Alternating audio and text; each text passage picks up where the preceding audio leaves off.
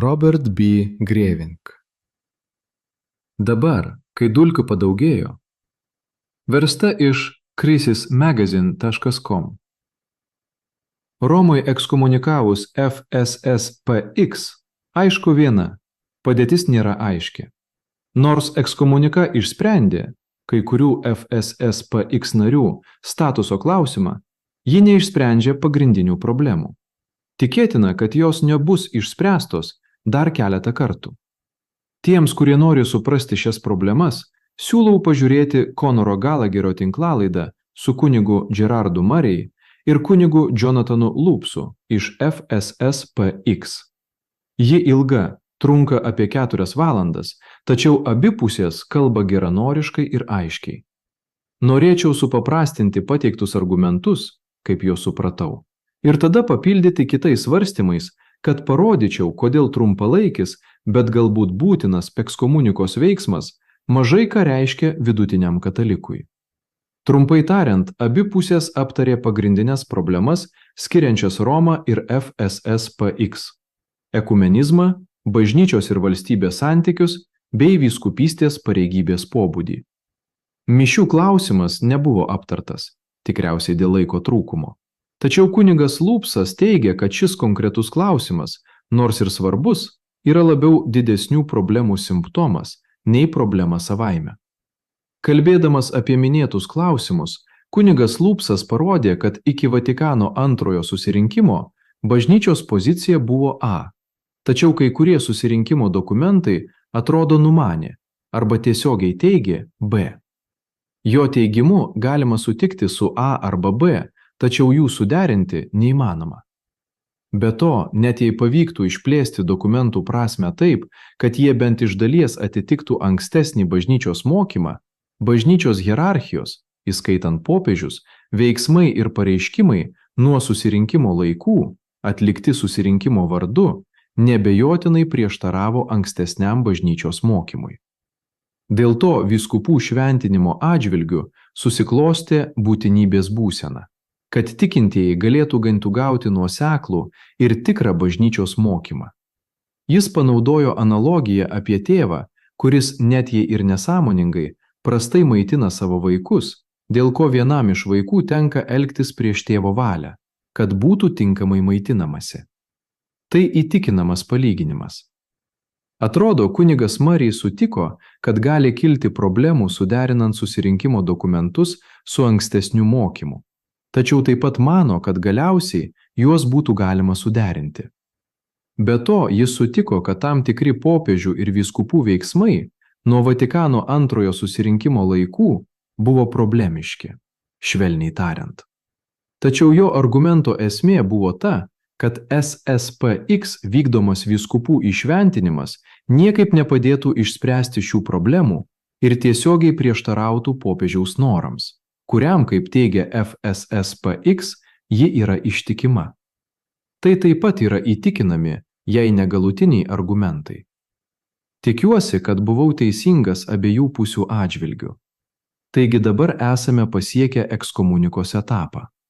Kaip į visą tai turėtų reaguoti eilinis katalikas? O į eilinį kataliką įtraukiu ir didžiąją dalį dvasininkų. Jei jis dėl to nerimauja, tikriausiai jis taip pat vis dar yra sumišęs. Mes dabar esame antroji arba trečioji karta po Vatikano antrojo susirinkimo. Daugumai tai yra tik miglotas prisiminimas. Nedaugelis yra skaitę dokumentus, dar mažiau gali teigti, kad juos supranta. Tačiau po susirinkiminė bažnyčia yra viskas, ką jis pažįsta. Jis užaugo su tuo, ką aš pavadinčiau Vigų Vatikano antrosios istorija. Jis turi Vatikano antrosios mąstyseną. Jis būtų priblokštas perskaitęs klaidų sąrašą ar priesaką prieš modernizmą. Prie to prisideda ilgas ir dinamiškas popiežiaus Šventojo Jono Pauliaus antrojo pontifikatas.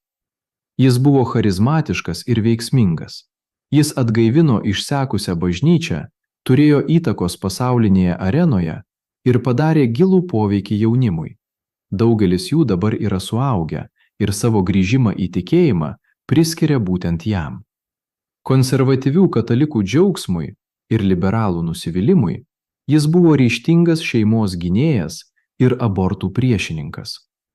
Daugeliu jis buvo pati bažnyčia.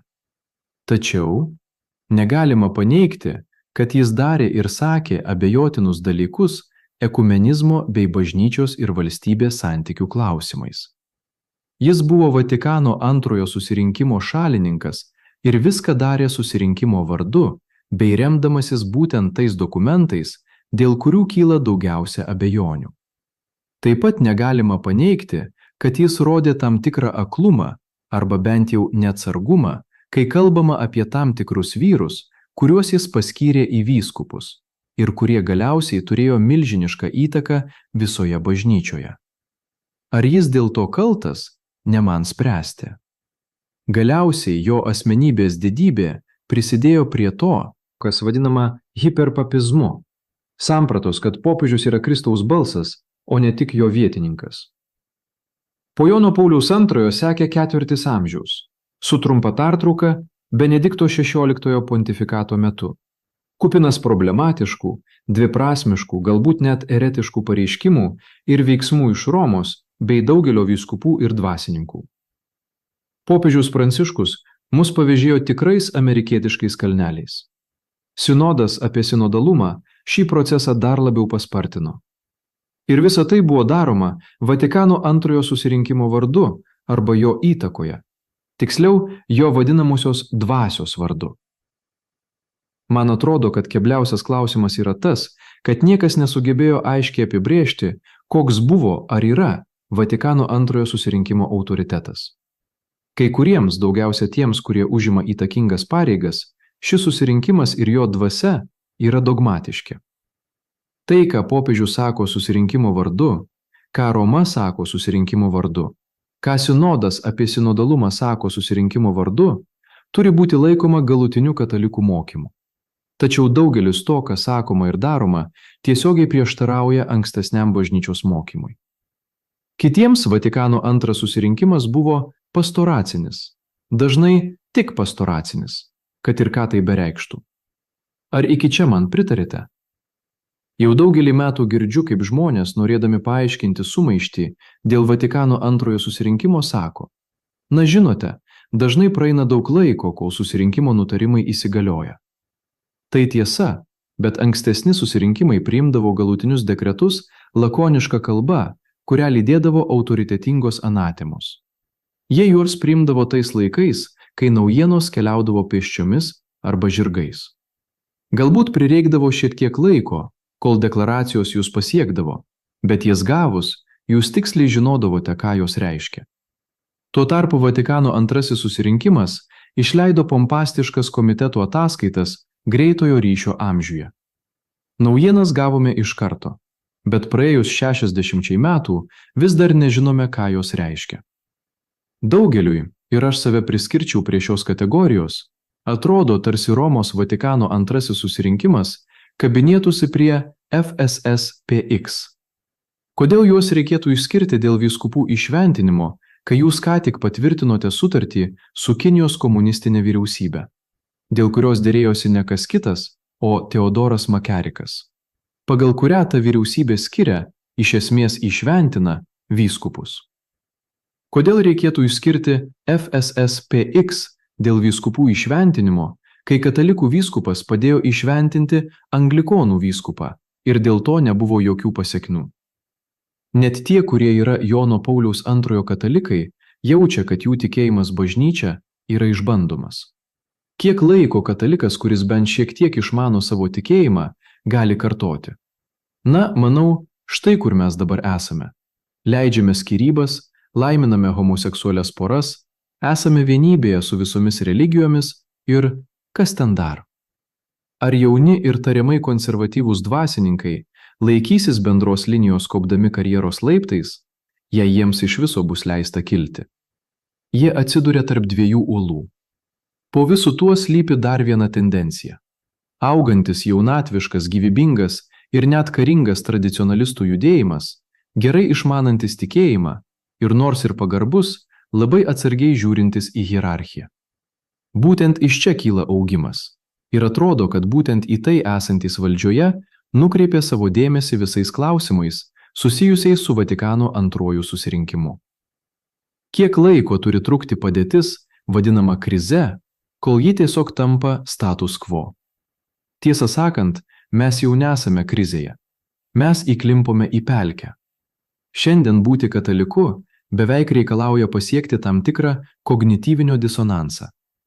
Manau, Roma, ypač turint omenyje viską, ką ji toleruoja, turėjo sugebėti susitarti su FSSPX. Taip pat manau, kad FSSPX neturėjo nepaklūsti popiežiui. Bet kuriuo atveju įvyko, kas įvyko, tačiau viskas lieka pakibę ore. Svetainė katalikųtradicija.lt. Pasauliečių tradicinių katalikų judėjimas Lietuvoje. Išsilaikome tik iš tikinčiųjų aukų. Jei norite paremti mūsų veiklą, nuorodas, kaip tai padaryti, rasite mūsų svetainėje.